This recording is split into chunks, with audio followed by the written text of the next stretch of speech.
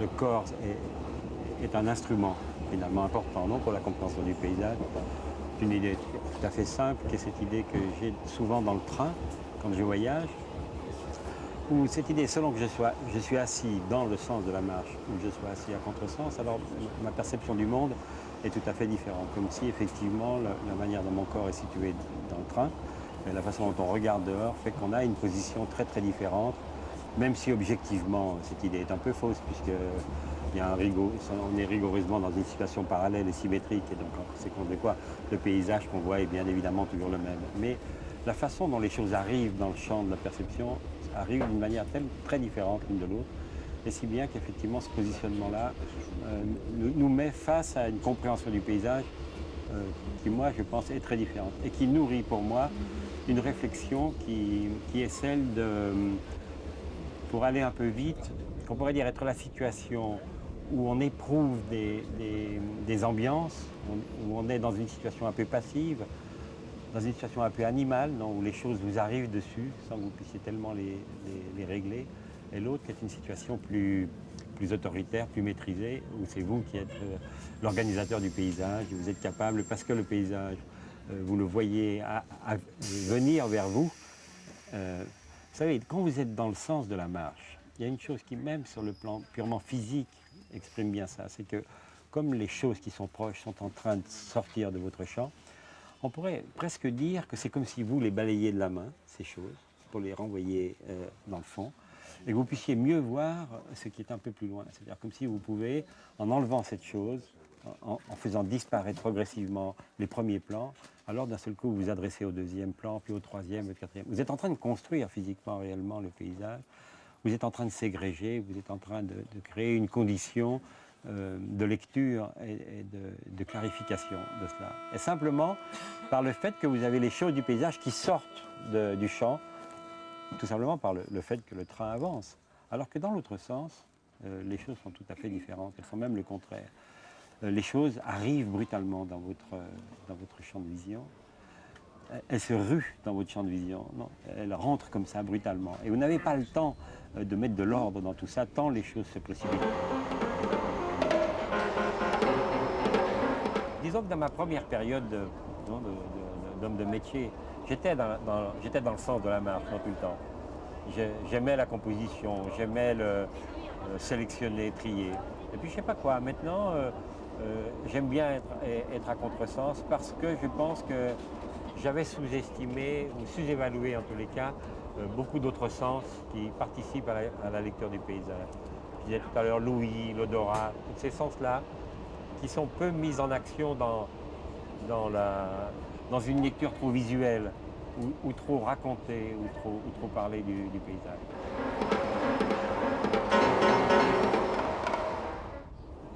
Et puis, je voudrais introduire cette idée qui est aussi qu'il y a quelque chose d'un peu consubstantiel au paysage lui-même, c'est cette faculté d'ouverture. C'est-à-dire que les choses dans le paysage ne sont pas des choses fermées, ne sont pas des objets clos, non? Un pot, une potiche, un verre, vous pouvez quelque part en faire le tour, vous pouvez le dessiner. Dessiner un arbre, c'est une chose règlement compliquée parce que vous n'en finissez pas de faire le tour, parce que la structure même de l'arbre et de beaucoup de choses qui rentrent dans le paysage, un pré, un champ, etc., sont de même nature, c'est-à-dire qu'elles sont essentiellement ouvertes. Elles bifurquent, elles sont... voilà, on ne peut pas faire, c'est Michel Serres qui dit ça, dans le tour du détail de la côte, c'est impossible. Et cette faculté d'ouverture est tout à fait importante dans la question du paysage, puisque c'est comme ça que les choses se mettent en relation les unes avec les autres. C'est parce qu'elles basculent l'une dans l'autre. Hein, c'est par le biais de ces ouvertures, de chaque chose, que les choses se nouent, s'organisent en systèmes plus complexes. Et dans le sens à contre-marche, ce qui est intéressant, c'est que vous êtes dans cette transition. Vous n'êtes pas dans la lecture des objets, mais vous êtes dans la lecture de ces transitions. C'est-à-dire vous vivez la transition. On pourrait presque même dire que vous rentrez dans le temps, non?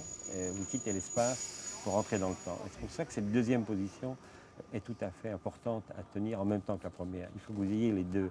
C'est pour ça que dans le train, je conseille vivement pendant le voyage de changer de place, parce que vous êtes tour à tour, à la fois vraiment dans les choses qui se constituent, qui s'organisent, et dans l'autre, dans celle peut-être du temps qui justement les tient ensemble. Je ne suis pas si sûr qu'il y ait une grande différence entre l'architecture et le paysage. Moi, j'ai toujours pensé que je faisais du paysage pour un jour devenir un bon architecte. Donc je ne pense pas qu'il y ait vraiment de grande différence. Mais on peut dire quand même que dans la question telle qu'elle est posée aujourd'hui, dans l'architecture, par les architectes, par les revues qui les mettent en scène, les paysagistes, là, il y a une très grande différence. Justement sur cette question que les architectes aujourd'hui, mais je ne pense pas que c'est lié à la question de l'architecture, je pense que c'est lié plutôt momentanément au positionnement que les architectes adoptent par rapport à cette question, sont quand même dans la constitution des objets, des formes closes, des objets isolés les uns par rapport aux autres, qui n'entretiennent pas de relations entre eux ou assez peu de relations. La question de l'interrelation n'est pas une question qui intéresse formidablement les architectes. Or nous, les paysagistes, à l'envers, parce que et j'interromps un tout petit peu parce que là, par exemple, vous voyez ce coteau de Meudon ici, où on voit l'observatoire, on voit la grande terrasse. D'un seul coup, le désordre ambiant, enfin cet apparent désordre ambiant, je suis capable de l'ordonnancer parce que je comprends que la scène va apparaître dans mon champ.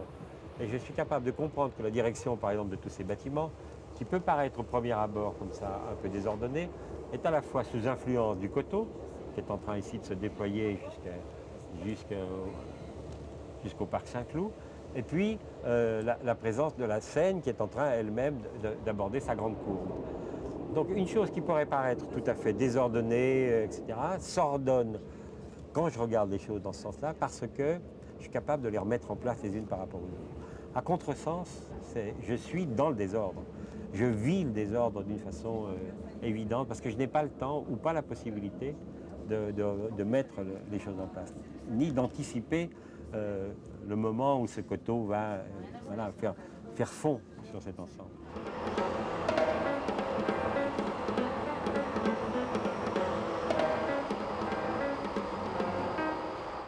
Ce métier de paysagiste nous fait rentrer dans un monde où justement on est obligé de penser transversalement, quoi. On est obligé de traverser les différentes disciplines. C'est ce qui d'ailleurs souvent nous fait accuser d'être un peu touche à tout. C'est parce qu'on est obligé de s'occuper de beaucoup de choses. Non, quand on est paysagiste, on est obligé d'être très curieux et d'avoir une connaissance du milieu vivant, mais aussi une connaissance de la matérialité, construction d'un mur, construction d'escaliers. On est obligé de connaître beaucoup de choses, non, les paysagistes. Et ça nous oblige justement à avoir ce rapport transversal à la connaissance ce qui nous ramène à cette histoire du train, quoi. On est obligé d'être assis des deux côtés du chemin de fer. On est obligé presque d'avoir le don de l'ubiquité. Je pense qu'il faudrait qu'on se méfie terriblement les paysagistes du point de vue unique, quoi, qui serait celui qu'on regarderait le monde d'une seule façon et qu'on l'organiserait à partir de cette façon. Évidemment, l'idéal serait, si c'était possible, que vous ayez réellement le don de l'ubiquité. C'est-à-dire que vous soyez partout à la fois en même temps. Que vous puissiez, je sais pas quoi, imaginez que votre corps se gonfle ou se déploie de telle manière que vous touchiez en même temps et que vous soyez en contact avec toutes les choses du paysage radio. Alors vous auriez quelque chance de pouvoir en dire un peu quelque chose de ce paysage-là. Alors, faute de pouvoir, je sais pas quoi, avoir cette faculté d'expansion-là, alors vous devez vous promener d'une façon quasi, je ne sais pas quoi, frénétique, non?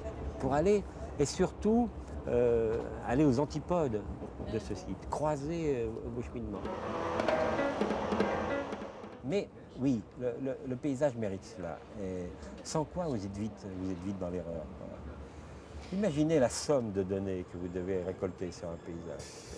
Alors, en même temps que, on verra tout à l'heure, c'est un très grand danger parce que vous pouvez mourir d'extase tellement vous avez de choses à découvrir dans un paysage. Si vous ne faites pas attention, vous pouvez être pris dans cette immense pas et ne plus jamais bouger.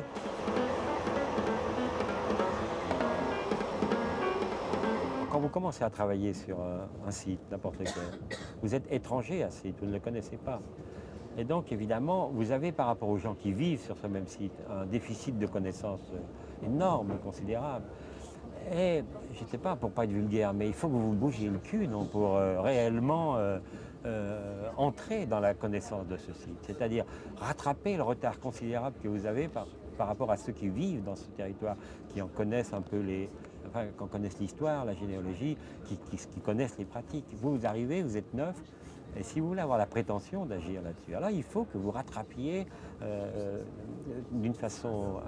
et donc vous mettre dans cette espèce d'état d'excitation, de surexcitation même, vous oblige quelque part à d'abord faire très attention. Vous entrez dans un territoire qui vous est étranger, donc vous devez vous préoccuper de tout cela. Et en même temps, cette sorte d'état d'agitation, il est nécessaire pour moi parce que, vous savez, c'est difficile de faire un projet sur l'espace. Et vous êtes attrapé par mille et une choses qui vous dévient souvent de votre route. Et cet état de surexcitation, ce que j'appelle cet état d'effervescence, c'est une façon que vous avez d'entrer dans la question du projet et d'y entrer fortement et très vite.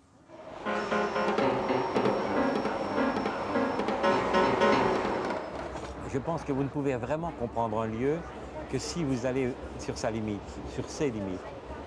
Parce que c'est seulement là où vous allez comprendre d'abord la nature de la porosité de cette limite, savoir si ce lieu est vraiment clos ou s'il ne l'est pas, et s'il ne l'est pas, sur quel autre lieu il s'ouvre.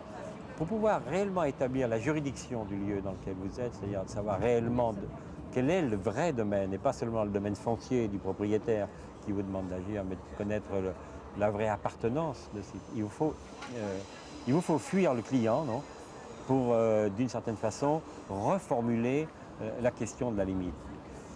Parce que, je vous disais tout à l'heure, cette espèce de tremblement des choses du paysage, le fait qu'elles ne sont jamais vraiment closes, les choses du paysage, fait qu'elles négocient toujours leur rapport avec un autre paysage, et un autre et un autre.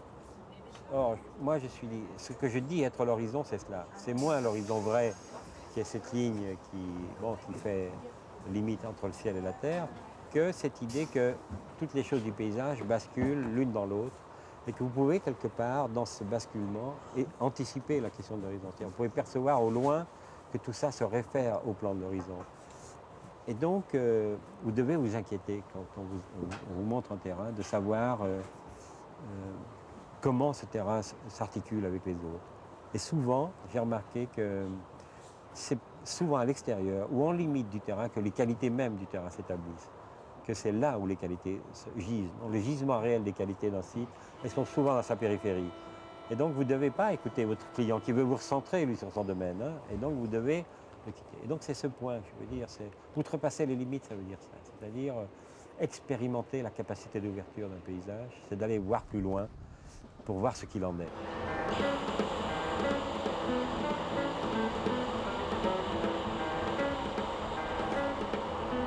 C'est une si belle notion, la notion de paysage, que on aurait tort de vouloir l'enfermer quelque part, et de vouloir approcher même sa définition. Moi, j'aime assez bien qu'on ne sache pas vraiment définir ce que c'est le paysage.